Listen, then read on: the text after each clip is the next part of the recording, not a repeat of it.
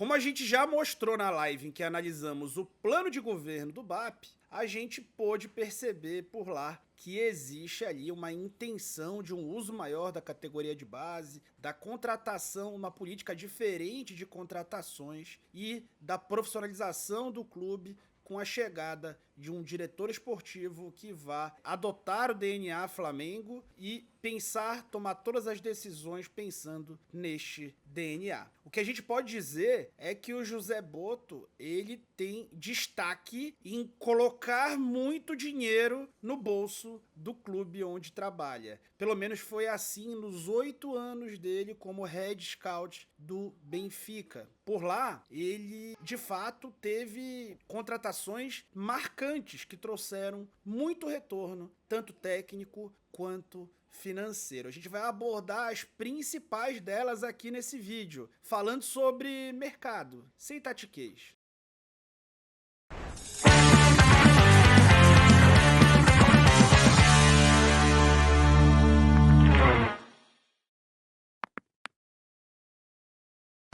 Decisões como compra de atleta, venda de atleta, o próprio prospecção ali de scout dependem de uma análise criteriosa de dados. E você tem a oportunidade gratuita de se matricular no intensivão de análise de dados da Hashtag Treinamentos. Esse é um evento de 4 aulas que você vai aprender uma competência na prática, mais do que aprender um software ou outra habilidade. Você vai aprender uma competência que é cada vez mais exigida pelo mercado de trabalho. Analisar dados para tomar decisões é uma coisa que é uma prerrogativa básica aplicada em absolutamente qualquer área, seja você padeiro ou head scout de um grande clube. Esse evento ele é gratuito, não tem pré-requisito, então você fica à vontade para se inscrever mirando o celular nesse QR Code ou clicando no link que está na descrição do vídeo. Esse evento vai acontecer entre os dias 16 e 19 de dezembro, então tá aqui na porta. Para garantir essa vaga, basta você clicar ali no link ou acessar o QR Code, tá bom?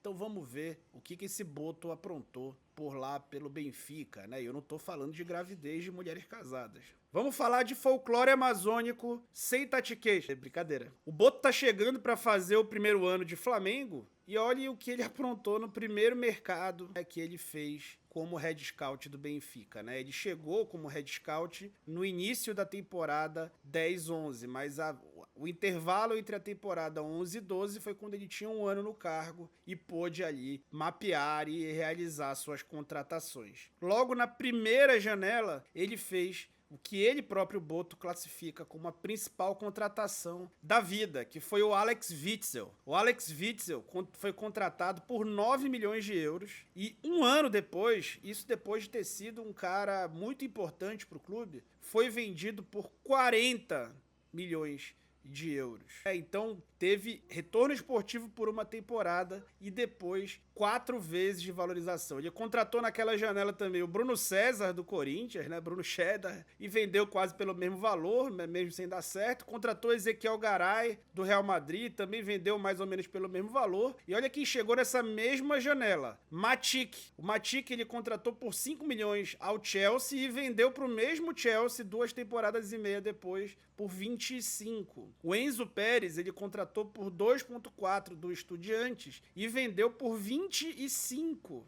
quase 4 anos depois. O Emerson Conceição foi comprado por 2 e vendido pelo mesmo preço. O Lorenzo Malgarejo por menos de 1 milhão e depois vendido por 5. E o Nolito, centroavante, que depois foi vendido por quase 20 milhões de euros para o Manchester City, acabou não dando certo na mão dele, né? Mas ele comprou de graça e vendeu por 4 milhões de euros. A balança ali, desse primeiro mercado dele, ao longo do tempo, rendeu ali 80 milhões de euros para o clube que o empregava, né? Muito dinheiro nesse primeiro mercado do José Botto. Será que vai ser assim no Flamengo? E a gente tem outras contratações históricas dele, né? Ele também elege o Markovic como uma das principais, até porque o Markovic jogou só um ano bem na carreira, né? Que foi o ano em que ele saiu do Partizan para ir até o Benfica, e lá ele se valorizou de ser comprado por 10 e ser vendido por 25 milhões de euros ao Liverpool. É uma daqueles caras que chegou na venda do Fernando Torres, né? Quando o Liverpool vendeu o Fernando Torres. O André Gomes, o Boto comprou do Boa Vista Sub-19, de graça, tá? Em parceria ali, ele tinha saído do Boa Vista, enfim. Saiu por 20 milhões ao Valência e depois por 40 ao Barcelona. O Anderson Talisca, 4 milhões junto ao Bahia, foi vendido por 25 para o Guangzhou Evergrande. O Lindelof foi comprado por 3 milhões frente ao Vesteras e vendido por 35 para o Manchester United. O Nelson Semedo foi comprado do Sintrense, gratuito, e foi para o Barcelona por 35 milhões de euros. O Jovic nunca jogou bola no Benfica, foi comprado por 6 milhões, nunca jogou bola, emprestado e tal. Frankfurt comprou por 23 para depois vender ao Real Madrid por 60 milhões de euros. O Raul Jimenez, ele comprou numa temporada por 22 e vendeu na outra por 41. E até o Gabigol ele contratou. Só que o Gabigol não deu certo lá, mas ele contratou o Gabigol por empréstimo junto à Inter de Milão e ele passou uma temporada lá e foi pro Santos. Eu coloquei o Gabigol porque é um personagem rubro-negro, digamos assim, da história, né? E como é que foi o saldo desse cara ao longo dessas 8 temporadas? Pois é, o saldo dele no Benfica foi de 437 milhões de euros e, principalmente, uma hegemonia conquistada, né? Ele passou pelo período, né? O Jorge Jesus esteve no Benfica no período do Boto, então isso também interfere, mas o Benfica foi campeão também sem o Jorge Jesus, né?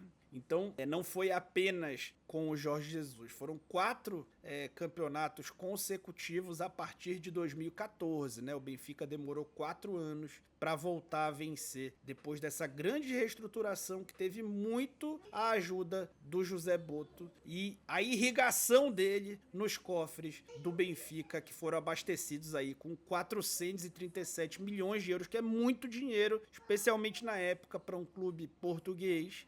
E realmente deu muito certo essa passagem. Pô, por que tu não analisa o PAOK, o time da Croácia, o Shakhtar? Porque são clubes com diferentes filosofias. Não são clubes que compram e vendem, como é a natureza do futebol brasileiro e vai ser inegavelmente a natureza do Flamengo, especialmente pensando no plano de governo ali do BAP. Não é um clube, não são clubes dessa natureza. O único clube dessa natureza onde ele trabalhou foi o que ele ficou mais tempo e, sem dúvida, o que ele entregou o melhor resultado. É de fato empolgante que o Flamengo tenha ele frente a esse projeto. Agora é acompanhar e dar tempo e respaldo para que ele possa executar seu trabalho. A hegemonia conquistada demorou 4 anos. O Flamengo não vai precisar demorar esse tempo todo porque não está em terra arrasada, né? Mas em uma janela vocês viram o que ele pode fazer. Mas essa janela foi 1 ano depois da sua chegada. Será que aqui ele vai acertar desde a primeira? Cenas dos próximos capítulos que a gente vai estar dia após dia acompanhando